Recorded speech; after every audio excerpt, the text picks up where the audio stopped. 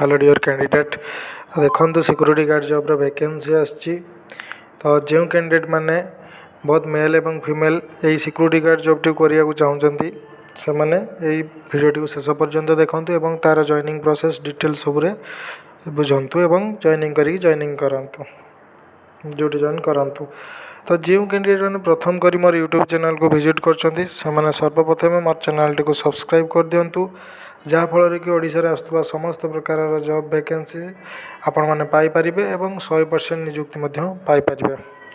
तो ये security guard job T करने गले मिनिमम क्वालिफिकेशन 10वीं पास रही दरकार बा फेल हेल्ले भी चलो कौन प्रॉब्लम ना एवं तांकर height minimum 5 foot 2 inch above रही दरकार बॉयज मानकर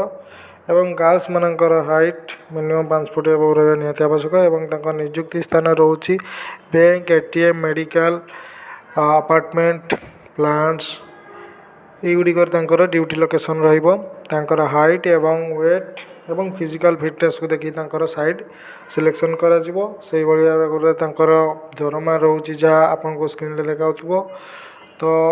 यही जॉब टी को करने को जो मैंने इंटरेस्टेड अच्छा से मैंने स्क्रीन जाइए कॉन्टैक्ट नंबर रे कॉन्टैक्ट करंतु एवं ऑफिस को विजिट करके डायरेक्ट निजुक्ति पातु। तो ये जॉब टी को कौन सी एग्जाम कौन सी इंटरव्यू रोनी डायरेक्ट साक्षात्कार माध्यम सिलेक्शन रोची। तो जो कैंडिडेट मैंने इंटरेस्टेड अच्छा जॉब टी करने स्क्रीन नंबर कॉन्टैक्ट करंतु।